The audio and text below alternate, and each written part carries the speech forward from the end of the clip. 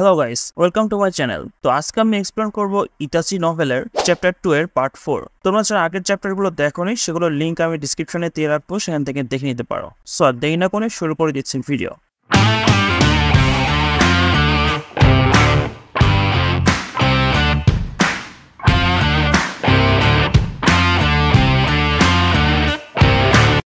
তো academy start করা 6 মাস পর ইতাচির ফ্রেম ফুল স্কুলে ছড়িয়ে গিয়েছিল। কিছু স্টুডেন্ট এবং টিচাররা এটাও মানত যে তার মতো এমন ট্যালেন্ট তারা আগে কখনো দেখেনি, এবং ফার্স্ট ক্লাসের টিচারদের কাছেও তাকে শেখানোর মতো আর কিছুই ছিল না। তারা ইতাচিকে স্পেশাল টাস্ক এবং হোমওয়ার্কও দিত, সেগুলো ইতাচি খুব ইজিলি করে ফেলতো। ইতাচি তার স্কুলের 4 মাসের মধ্যেই গেরিন লেভেলের থেকে আরো অ্যাডভান্স হয়ে গিয়েছিল, এমনকি তার টিচারও তার গ্র্যাজুয়েশন এক্সাম নেওয়ার জন্য রাজি হয়ে গিয়েছিল। যেহেতু ভিলেজের অবস্থা অলরেডি খারাপ ছিল টেলবিস্টের কারণে, যার কারণে তাদের ভালো ভালো নিনজাদের আরো বেশি প্রয়োজন ছিল। এই কারণে টিচারদের মনে হতো যে স্টুডেন্টগুলো গিফটেড, তাদের গ্র্যাজুয়েশন এক্সাম তারা খুব তাড়াতাড়ি নিয়ে নিত, এবং তারা যদি এক্সাম পাস করে নিত তাহলে তারা গ্র্যাজুয়েশন সেরেমনি অ্যাটেন্ড করতে পারতো ওল্ডার স্টুডেন্টদের সাথে, এবং তারপরে তাদেরকে গ্রেন লেভেলের ডিউটি দেওয়া হতো। তো ইতাচি তার এক্সামকে খুব ইজিলি পাস করে নিতে পারবে, কারণ এক্সামে তাকে শুধুমাত্র শ্যাডো ক্লোন বানাতে হবে। এমনকি কেউ কেউ একাডেমি শুরু হওয়ার আগেই আসতো শিশুর ইনস্ট্রাকশনের কারণে। তো এখন শুধুমাত্র স্কুলে 6 মাসে বেঁচে ছিল, এবং তার গ্র্যাজুয়েশন প্রথম থেকেই সেটেল ছিল। তো একদিন ইতাচি তার স্কুলের হলেই ছিল, তার পিসি থেকে একটা আওয়াজ আসে। ইতাচি বুঝতে পারে যে তাকে পিসি থেকে কেউ ডাকছে। ইতাচি দেখতে পায় যে সেখানে 3 জন ওল্ডার স্টুডেন্ট ছিল। ইতাচি তার ফুল লাইফ ট্রেনিং এর উপরই স্পেন্ড করেছিল অ্যাজ এ নিনজা, সো তার কাছে অন্য কোনো বিষয়ের উপর টাইম ওয়েস্ট করার মতো কোনো সময় ছিল না। তো যার কারণে তার কোনো স্টুডেন্টের চেহারা বা নামই মনে ছিল না, এবং সে অন্য ক্লাসের কোনো স্টুডেন্টকে চিনতও না। তো সে তাদের হাইট দেখে আইডিয়া করে যে তারা তার উপর লেভেল ক্লাসের। তো বেসিক্যালি গ্র্যাজুয়েশনের এজ 11 বছরের হয়, ওইদিকে ইতাচি 7 বছরের ছিল। তো তারা তিনজন জিজ্ঞাসা করে যে তুমি কি আমাদের চেনো? ইতাচি তখন বলে যে না। ইতাচির এমন ডাইরেক্ট অ্যান্সার শুনে সেই 3 জনের মধ্যে একজন বলে যে তুমি আসলে একটা শয়তান ছেলে, যেমনটা সবাই বলে তুমি আসলেই তেমন। দেন সে তার নাম বলে ইজোমা টেনমা, এবং সে বলে যে সবাই আমাকে ফ্রিড টেনমা বলে, এবং স্কুলে এমন কেউ নেই যে যারা আমাকে চেনে না। ইতাচি বলতেই যাবে আমি তো চিনি না তোমাকে, বাট সে বলে না। তারপরে টেনমার পাশে দাঁড়িয়ে থাকা ছেলে বলে যে তুমি কি এখান থেকে যেতে চাও? তখন টেনমা বলে যে স্লো ইট ডাউন কাৎসুরা। এটা শুনে কাৎসুরা একটা স্মাইল দেয়। তো কাৎসুমার পাশে একটা ছেলে ছিল যে সব থেকে লম্বা ছিল, সেই ইতাচিকে বলে যে তুমি কি জানো আমরা তোমাকে কেন আটকিয়েছি?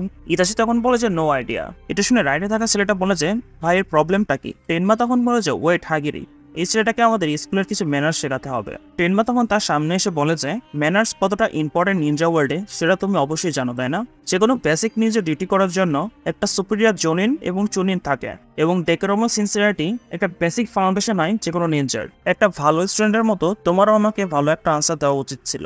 এটা বলার পরে টেনমার ফেসে একটা আজীব মতো লুক চলে আসে। সে ইতাচির একটা মুখের সামনে চলে আসে, এত সামনে যে ইতাচি তার নিঃশ্বাসের আওয়াজটা পর্যন্ত পাচ্ছিল। সে ইতাচিকে বলে যে তুমি একজন ওসিয়া, তাই না? এটা শুনে হাগেরি বলে যে তুমি কি আসলে তার দিকে যেতে চাচ্ছ? এবং এগুলো দেখে সব স্টুডেন্টরা সেখানে দাঁড়িয়ে যায়, এবং তাদের 3 জনকে দেখে তারা সবাই ভয় পাচ্ছিল, আর টিচাররা ওইদিকে তাদের টিচার রুমেই ছিল।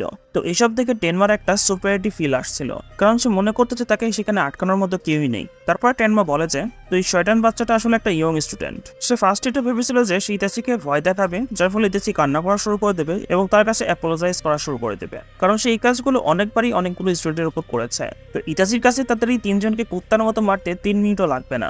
তারা ইতাচিকে যাই বলছিল, বাট তাদের উদ্দেশ্য ছিল ইতাচিকে কান্না করানো। তারা চাচ্ছিল যে স্কুলের সবাই যাকে এত পছন্দ করে তাকে আজকে তারা কান্না করিয়ে ছাড়বে, এবং তার কাছে ক্ষমা চাইয়ে ছাড়বে। টেনমা তখন বলে যে এটা কোনো অর্ডিনারি স্কুল না, এটা নিনজাদের একটা ট্রেনিং গ্রাউন্ড, এখানে যে কাউকে মারা যেতে পারে, এবং এমনটাই হয় এখানে। বেসিক্যালি তাদের স্কুলের ইনস্ট্রাকশনের বিষয়ে কিছুই জানা ছিল না, এমনকি তাদের বোঝারও ক্ষমতা ছিল না। তাদের দেখেও মনে হচ্ছিল যে তারা সব দিক থেকেই ফ্রি। ইতাচির কাছে 3টা কোণায় ছিল, সে চাইলে তাদের উপর সেটা ছুড়ে মেরে তাদেরকে মেরে ফেলতে পারতো, বাট সে এমনটা করেনি। ইতাচি মনে করতো যে কাউকে মারা কোনো ডিসিশন না, একটা মোটিভের প্রয়োজন হয়, এবং এই সিম্পল রিজনের কারণেই ইতাচির ফাইটের উপরে তেমন কোনো ইন্টারেস্ট ছিল না, এবং এই রিজনের কারণে তার সাথে আজ পর্যন্ত কারোরই ফাইট হয়নি। আর যে কোনো ফাইটে অপোনেন্টকে মেরে ফেলাটাই মেন না, তাকে হারানোটাই মেন। তো যার কারণে ইতাচি সেই সময় কিছুই করছিল না, কারণ তার মধ্যে একটা ভয় ছিল সে যেন তাদের মেরে না ফেলে। বাট তাদের 3 জনের ইন্টেনশন ইতাচিকে ছেড়ে দেওয়া ছিল না। টেনমা তখন বলে যে তোমরা এই ভিলেজের উপর নাইনটেলস ছেড়েছিলে, তাই না? টেনমার এই কথাগুলো শুনে ইতাচির হার্টবিট আরো অনেক বেড়ে যায়। সব বড়রা এটাই বলে যে নাইনটেলসের অ্যাটাক উচিয়ারাই করিয়েছে, তুমি একটা খুবই খারাপ প্ল্যান থেকে এসেছ। হতে পারে কেউ চায় না যে এটা কে করিয়েছিল, বাট ডেফিনেটলি এটা তোমরাই ছিল, এবং এটার প্রুফ এটাই যে হোকাগেও তোমাদের উপর ট্রাস্ট করে না। এই কারণে তো তোমাদের ভিলেজের একটা কোনায় শিফট করে দেওয়া হয়েছে। ইতাচি তখন বলে যে আমার এই বিষয়ে কিছুই জানা নেই। টেনমা তখন রাগান্বিত অবস্থায় বলে যে তুমি এত ইজিলি বলতে পারো না যে তুমি কিছুই জানো না, এবং আমি তোমাকে ছাড়বো না। আমার আঙ্কেল নাইনটেলসের অ্যাটাকে মারা গিয়েছিল, এমনকি আমার ফাদারও নাইনটেলসের অ্যাটাকে মারা গিয়েছিল। এবং হাগিরিকে বলে যে হাগিরি তোমার ফ্যামিলির বিষয়ে বলো। হাগিরি তখন বলেছে আমার মা সেখানেই ছিল, আমার মা আমার ছোট বোনকে বাঁচাচ্ছিল। ঠিক তখনই বড় একটা পাথর এসে আমার চোখের সামনে তারা দুইজনই মারা যায়। তখন ইতাচি সেই সিনটা মনে পড়ে যায় যখন ইতাচির সাথে এমনটা হয়েছিল। সে কত কষ্ট করে সেই পাথরকে ভেঙে দিয়েছিল যাতে করে সে তার মা এবং তার ভাইকে বাঁচাতে পারে। সে সময় ইতাচি তাদেরকে বলতে চাচ্ছিল যে সে সময় তোমরা কি করেছিলে, শুধু দাঁড়িয়ে দাঁড়িয়ে দেখছিলে? তোমাদের উচিত ছিল আরো স্ট্রং হওয়ার, যাতে করে তোমরা সবাইকে প্রোটেক্ট করতে পারো এবং এই স্যাডনেসকে দূর করতে পারো। বাট এগুলো সে বলতে পারছিল না। টেনমা তখন বলল যে উচিয়া ক্ল্যান আমাদের এনিমি, তোমরা আমাদের রিলেটিভসকে মেরেছ, তো আমরা তোমাদের হেড কেনই বা করবো না? প্রথমত ফলস চার্জেস লাগানো এবং ফর্ড ইন্টারপ্রিটেশন করা, এটা হিউম্যান ইমোশন থেকে আসে, যার ফলে ওয়ার্ড স্টার্ট হয়। টেনমার মুখ থেকে এক একটা শব্দ ইতাচিকে আরো নিচু করে দিচ্ছিল। তারপর টেনমা বলে যে অপোলোজাইজ করো, হাঁটু গেড়ে বসো এবং হাত নিচে রেখে আমার কাছে অপোলোজাইজ করো এবং সরি বলো তোমার ক্ল্যানের পক্ষ থেকে। ইতাচি তার সব ইমোশনকে দাবিয়ে বলে যে আমি এটা করবো না। এটা শুনে তারা তিনজনে অবাক হয়ে যায়। যারা এতক্ষণ ধরে শুধুমাত্র ইতাচিকে ভয় দেখানোর চেষ্টা করছিল, তারা এখন তাকে মারার ডিসিশন নিচ্ছে। তারা তিনজনে রাগান্বিত অবস্থায় তাদের পুনাইকে নেয় নেয় এবং ইতাচির পিছে চলে আসে। ইতাচি তখন চিন্তা করে যে এরা তিনজন যদি আমার উপর হামলা করে তাহলে আমি সাবস্টিটিউশন টেকনিক ইউজ করব, যেটা আসলে ক্লোন টেকনিক। তো আমরা সবাই জানি ইতাচির সাবস্টিটিউশন টেকনিকটা একটু ডিফারেন্ট ছিল। নর্মাল নিনজারা সাবস্টিটিউশন টেকনিককে যেকোনো একটা অবজেক্টের মাধ্যমে চেঞ্জ করে দেয়, যাতে করে তারা অপোনেন্টকে কনফিউজ করতে পারে। ওই থেকে ইতাচি তার বডিকে ক্রোতে সুইচ করে দেয়, যার ফলে ক্রোগুলা আলাদা আলাদা দিকে চলে যায় এবং অপোনেন্ট কনফিউজ হয়ে যায়। এবং এটাই প্রথমবার ছিল যেটা তাকে রিয়েল লাইফে ইউজ করতে হয়েছিল। তিনজন ইতাচিকে মারার জন্য দাঁড়িয়েছিল। তারা তিনজনে একে অন্যের মুখের দিকে তাকিয়েছিল এবং চারদিকে একদম ঠান্ডা হয়ে গিয়েছিল। ঠিক তখন একটা পিছ থেকে একটা আওয়াজ আসে এবং সেই আওয়াজটা ছিল ইজুমে। সে ইতাচির সামনে এসে তাকে প্রোটেক্ট করার জন্য দাঁড়িয়ে গিয়েছিল। সে বলে যে আমিও উচিহা, বাট আমার কোনো ইন্টেনশন নেই যে তোমাদের সামনে অ্যাপোলোজাইজ করার। এটা উচিয়াদের কাজ কখনোই না। কোনো উচিয়াই নাইনটেলসকে সামন করেছিল না। হঠাৎ করে টেনমা এবং তার গ্যাংকে পিছিয়ে সরে আসতে বলে। ইজুমে তখন বলে যে আমরাও এই ধ্বংসে ক্ষতিগ্রস্ত হয়েছি, আমাদের ভিলেজের মানুষরাও এটাকে মারা গিয়েছে। এটা যেই করেছে সেই উচিয়া ক্ল্যানের কেউ ছিল না। টেনমা রাগান্বিত অবস্থায় বলে যে এখান থেকে সরে যাও। ইজুমে চিল্লাই বলে যে আমি এখান থেকে সরবো না। টেনমা তখন তাকে কিছু বলতেই যাবে, তখনই তার চেহারা চেঞ্জ হয়ে যায়। কাৎসুরি টেনমার কাঁধে হাত থেকে ইজুমিকে দেখিয়ে বলে যে ভালো করে দেখো, এটা তো শারিঙ্গান। টেনমা তখন বলে যে চলো এখান থেকে চলে যায়। এটা বলে তারা তিনজন সেখান থেকে পালিয়ে যায়। ইজুমি পিছে ঘুরে ইতাচিকে জিজ্ঞাসা করে যে তুমি কি ঠিক আছো? ইতাচি তখন নোটিস করে যে তার চোখে সিঙ্গেল টোমো শারিঙ্গান ছিল। এটা সেই ভিজুয়াল জুৎসু যেটা উচিয়া ক্ল্যানের মধ্যে পাস ডাউন হয়ে আসছে। ইজুমা কিছু বলতেই যাবে, ইজুমিকে দেখে মনে হচ্ছিল যে তার শরীরে আর কোনো শক্তিই নেই এবং সে বেহুশ হয়ে যায় এবং ইতাচির সাথে সাথে গিয়ে তাকে ধরে ফেলে। তারপরে সিন কাট হয়। তারপরে আমাদের কিছু সময় পর দেখানো হয় ইজুমিকে আমরা নার্স রুমে দেখতে পাই। স্কুল শেষ হয়ে গিয়েছিল, সে স্মাইল করছিল।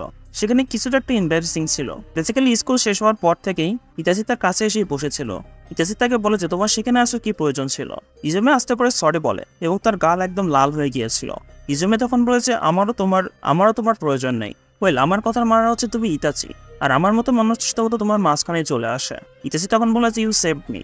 তোমার চোখ থেকে তারা তিনজন কোনো কিছু না করে সেখান থেকে পালিয়ে গেছে।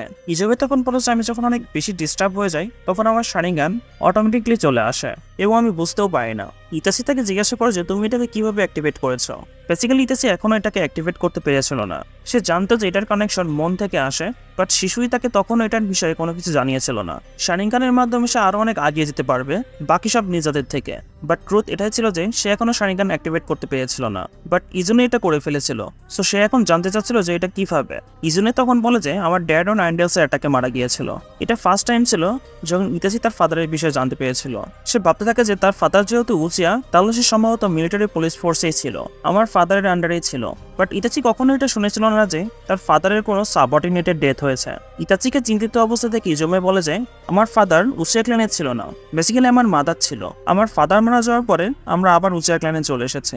বেসিক্যালি ইজুমে এখানে বুঝতে পেরেছিল যে ইতাচি আসলে কি বলতে চাচ্ছিল। ইতাচি যখন জিজ্ঞাসা করে যে তোমার ফাদারের ডেথ এবং তোমার শারিঙ্গানের মধ্যে কি কোনো কানেকশন আছে, ইজুমে তখন হ্যাঁ বলে। সে বলে যে এটা তখন থেকেই হয়েছে যখন আমার ফাদার মারা গিয়েছে।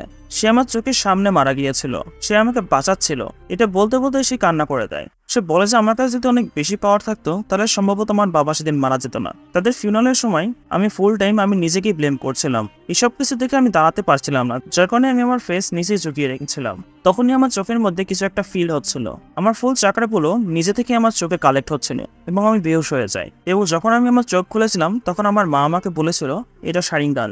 এই সব কিছু শুনে ইতাচি তাকে সরি বলে এগুলো মনে করিয়ে দেওয়ার জন্য। তারপরে ইজমি একটু হেসে বলে যে সমস্যা নেই, এখন সব ঠিক আছে, তুমি চিন্তা করো না। ইতাচি তার হাতকে ধরে ফেলে। এটাতে কি ইজমি একটু লজ্জা পেয়ে যায়। তারপর ইতাচি তাকে থ্যাংক ইউ বলে। এটাতে কি ইজমি আস্তে আস্তে ব্লাশ করা শুরু করে দেয়। তারপরে সিন শিফট হয়, আমাদের ডানজোকে দেখানো হয়। আমরা দেখতে পাই যে সে টেবিলের উপর একটা ফাইল দেখছিল। তারপরে সে তার সাবঅর্ডিনেটের দিকে তাকাচ্ছিল। তার সাবঅর্ডিনেট একটা মাস্ক পরেছিল এবং তার মাস্কের এক সাইডে ক্র্যাক ছিল, যেটা একটা অ্যাঙ্গারকে রিপ্রেজেন্ট করে। ডানজো তখন বলে যে উৎসাহ ইতাচি। সেই ফাইলের উপর ইতাচির একটা ফটো লাগানো ছিল। ডানজো তার ফটোকে খুব ভালোভাবে দেখছিল।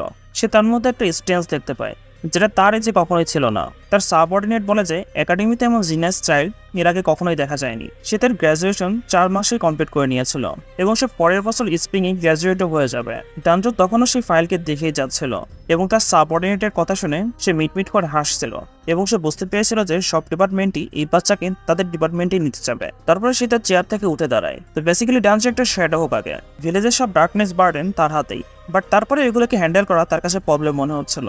এই জন্য না যে সে অনেক বয়স্ক হয়ে গিয়েছিল। সে এমন একটা এজে চলে গিয়েছিল যেখানে সে তার লাইফ এবং লেন্থের বিষয়ে ভাবত। 10 বছর অথবা 20 বছর পর সে মারা যাবে, বাট তার আগে সে কিছু একটা করতে চেয়েছিল। সে ইভেলনেসকে একদম গোড়া থেকে কেটে ফেলতে চাইতো, যেটা এই ভিলেজে জন্ম নেওয়ার পর থেকে সৃষ্টি হয়েছিল। তার লাইফের এটাই মোটিভ ছিল। ডানজো তারপরে বলে যে তাহলে চলো এই বাচ্চাটার সাথে মিট করা যায়। তো পার্ট 4 এখানেই শেষ হয়ে যায়। সো তোমাদের এপিসোডটি কেমন লাগছে আমাকে কমেন্টের মাধ্যমে অবশ্যই জানিয়ে দাও, এবং ভিডিও যদি ভালো লেগে থাকে অবশ্যই ভিডিওতে লাইক করে দাও এবং চ্যানেলকে সাবস্ক্রাইব করে দাও। দেখা হচ্ছে নেক্সট ভিডিও নিয়ে। Till then tata, bye by.